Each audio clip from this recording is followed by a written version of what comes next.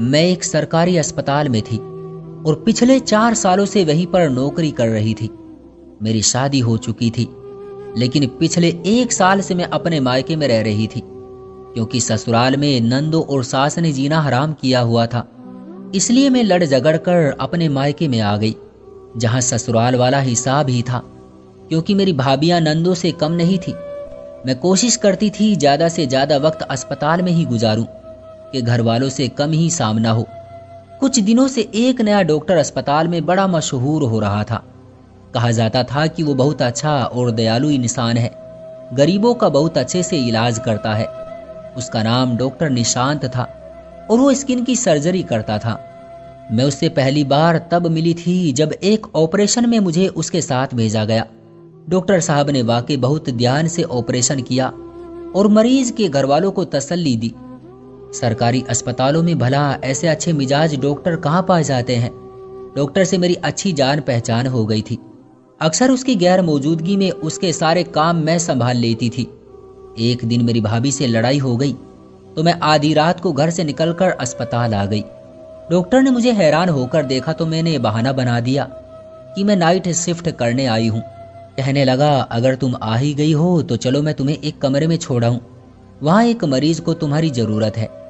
Doctor मुझे लेकर एक कमरे में आ गया, जहाँ पहले से ही एक मरीज को चादर उड़ाई हुई थी।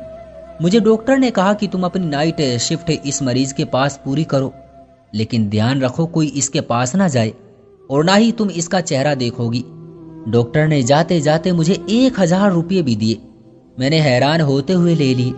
सुबह को डॉक्टर ने मुझे कहा, तुम जाओ घर आराम करो, रात को फिर से नाइट शिफ्ट है तुम्हारी।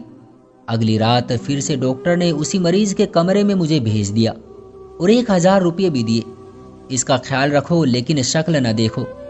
मैंने सोचा शायद ये मरीज डॉक्टर साहब का कोई अपना ही है जो इसकी इतनी परवाह है उनको, इसलिए मुझे इनकी रोज देखभाल करने के लिए 1000 रुपये देते हैं। लेकिन साथ ही में मैं ये सोच रही थी कि ये क्यों कहा डॉक्टर ने, इसकी शक्ल हरगिज ना देखना। एक रात अचानक मरीज कराहने लगा।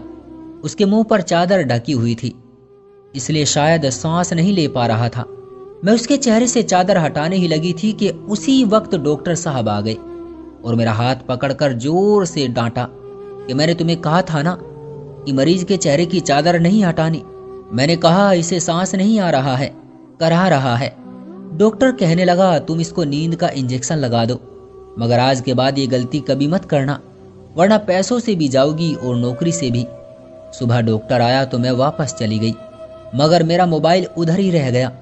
मैं रास्ते में से वापस पलट आई तो देखा डॉक्टर इस मरीज को अस्पताल के पीछे बने अपने प्राइवेट क्लिनिक में ले जा रहा था। मेरे लिए हैरानी वाली बात थी। खैर मैंने इतना नोटिस नहीं किया, लेकिन अगले दिन मैं जानबूझकर अस्पताल रुक गई।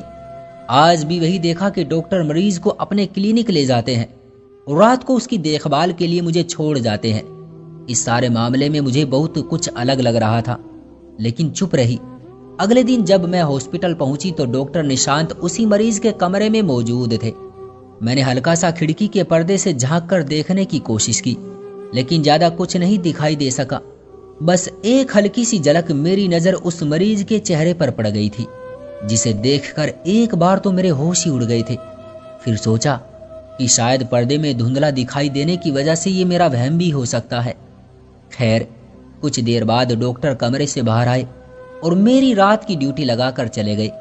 डॉक्टर के जाते ही मैं तुरंत उस मरीज के कमरे में गई। बेचैन थी कि कहीं मेरी एक झलक सच ना हो जाए। फिर जैसे ही मैंने उसके चेहरे से चादर खींची तो मेरे कदमों तले से जमीन निकल गई और मैं जोर से चीख पड़ी, क्योंकि वो चेहरा किसी और का नहीं बल्कि मेरे पति का था और उसके चेहरे की दाईं तरफ की स्किन बुरी तरह से झुलस गई थी। मैंने उसे 1 साल बाद अब देखा था और उसकी हालत देखकर मैं हक्की बक्की रह गई। वो बेहोश था। मैंने पानी छिड़का और इंजेक्शन लगाया तो वो होश में आया। होश में आते ही उसने जो बताया उसे सुनकर मैं दंग रह गई। उसने बताया कि कुछ दिन पहले उसकी स्किन पर एलर्जी हो गई थी। वो डॉक्टर निशांत के पास गया, मगर उसको क्या पता था कि वो डॉक्टर के रूप में हैवान है। उसे अपने नए एक्सपेरिमेंट के लिए गरीब लोगों की जरूरत पड़ती रहती है। उसने मेरे पति पर भी कोई एक्सपेरिमेंट किया, मगर वो गलत हो गया और उसका चेहरा खराब हो गया। डॉक्टर उसे इंजेक्शन देकर बेहोश कर देता था और सुबह इस पर नए नए एक्सपेरिमेंट करता था और रात को उधर छोड़ देता था ताकि इस पर शक न जाए। मैंने ये सारी हकीकत अस्पताल के सीनियर डॉक्टर को बताई। सुबह जब वो डॉक्टर मेरे पति को अपने साथ ऑपरेशन थिएटर में ले गया तो हमने उसे रंगे हाथों पकड़ लिया। मेरे पति से पहले भी न जाने वो कितने लोगों पर अपनी नई रिसर्च आजमा चुका था। डॉक्टर निशांत को पुलिस के हवाले कर दिया गया और मैं अपने पति के साथ ससुराल वापस आ गई। डॉक्टर निशांत के रोज के 1000 देने से मेरे पास बहुत पैसे इकट्ठे हो चुके थे। उन्हीं पैसों से मैंने एक प्राइवेट अस्पताल से अपने पति की सर्जरी करवाई और कुछ सालों बाद वो ठीक हो गए। तो दोस्तों, ये थी हमारी आज की कहानी। आपका क्या कहना है ऐसे डॉक्टरों के बारे में? कमेंट करके हमें जरूर बताएं।